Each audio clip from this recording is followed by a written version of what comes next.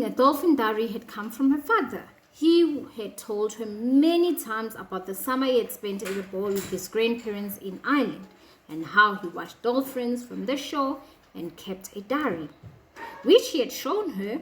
Jody had loved reading it. She had especially liked the sketches that he had made of the dolphins and other wildlife.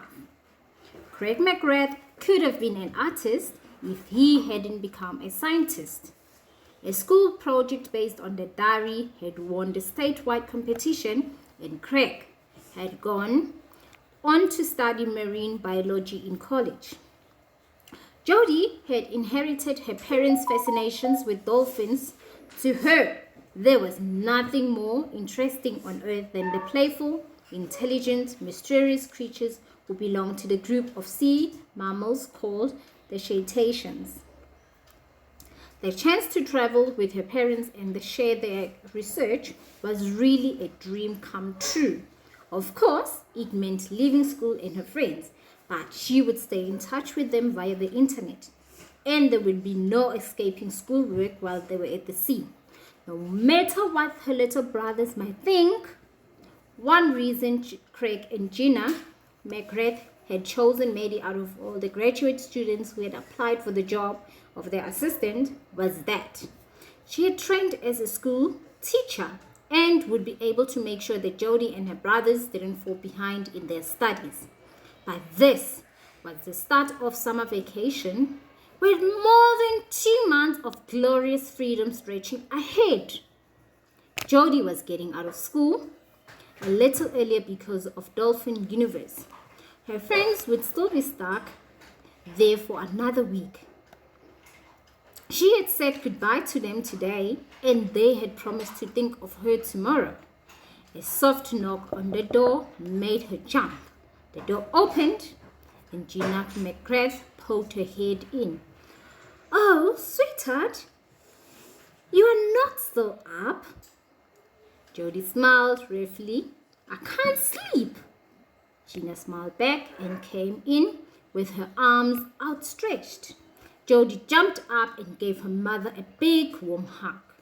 "I know how you feel," Gina said softly in her ear. "But try to get some rest. We've got a busy day tomorrow." "Okay, I'll try," Jody replied. "Good night, Mom." She climbed into bed and dutifully shut her eyes as her mother put out the light. The next thing Jody knew, Sian and Jimmy were marching through her room, making enough noise for a small army, as they whistled and shrieked and shouted, "D-Day, D-Day, D-Day! Dolphin Day!" For once, Jody was too excited to get mad at them. Today, of all days, she didn't want to sleep in. She jumped up and rushed to get ready. By 9 o'clock, the McGraths were at the marina just outside Fort Lauderdale. It was a beautiful day, already hot beneath a blazing sun, but with enough breeze to stir the raging.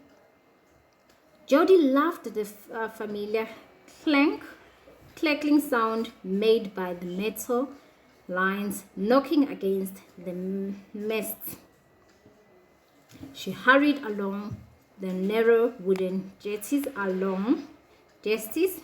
amongst the many boats of all sizes, her heart thumping with excitement as she caught the sight of the elegant dolphin dreamer.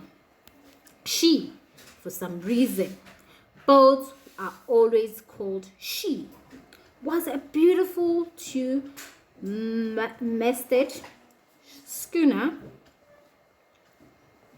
The gleaming white fiberglass prow was decorated into the blue, our home for the next year, with a picture of two leaping dolphins painted by Jody's father. Of course, the twins were there first.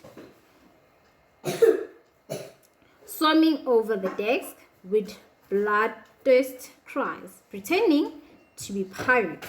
Jodie felt like yelling with excitement herself, but she managed to quietly follow her parents.